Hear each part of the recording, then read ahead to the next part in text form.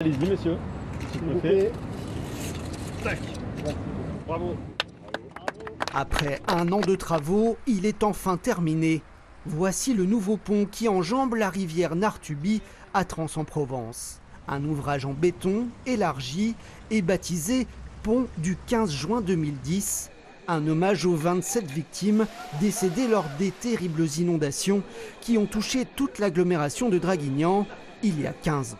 Nous sommes encore très émus par cette date catastrophique pour notre territoire. Ce pont est un emblème fort du travail des collectivités, avec l'État, avec les ingénieurs du SMA, toutes ces personnes qui ont œuvré par rapport au souvenir de cette tragédie.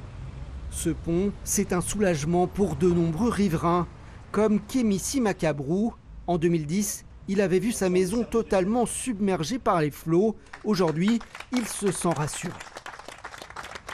On a vu les différentes inondations, on en a eu en 2011, on en a eu en 2017, on en a eu d'autres. Donc ce qui fait que pendant toute cette décennie-là, les gens qui habitaient au bord de la Nartuby, soit ils dormaient pas, soit ils vendaient, soit ils partaient. Là, l'écoulement se fait, et puis maintenant on va pouvoir dormir, et puis on prendra moins d'Exomil.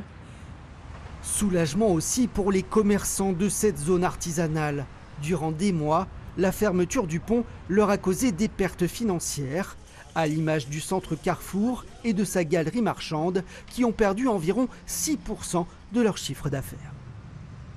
Bien sûr qu'il y a eu un impact évidemment sur tout le débit, toute la fréquentation des magasins qui ont été un peu touchés.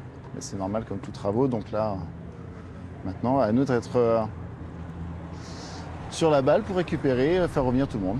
Au-delà de ce pont, les travaux d'élargissement et de sécurisation de la Nartuby vont se poursuivre jusqu'en fin 2026. Un barrage écrêteur est aussi en cours de finalisation à La Motte. Il permettra d'absorber une grande partie des futures crues et d'éviter de nouvelles inondations.